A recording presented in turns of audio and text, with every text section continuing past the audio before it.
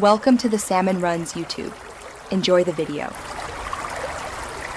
You start by signing into Magicbricks now. Use desktop for full settings.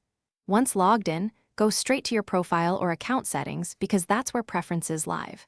Make sure the email shown is the one getting the messages and verify you can access that inbox or phone for confirmation codes. This avoids delays and repeated attempts. If you use single sign-on, be aware that changes may require reauthentication.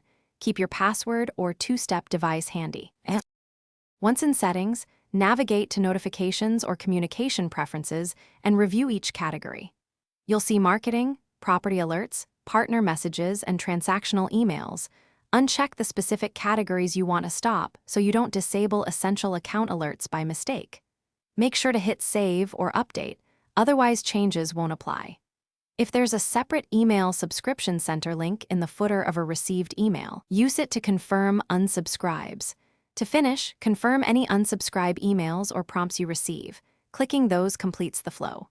If messages persist after 48 hours, create an email filter to auto-archive or mark as spam while you troubleshoot. This gives immediate relief. Make sure to document message headers and the account ID, then contact Magicbricks support and request manual removal if automated unsubs fail. Troubleshooting tip.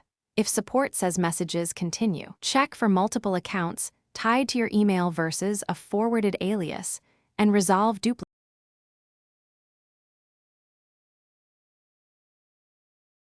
Thanks for watching. Consider subscribing if we helped you.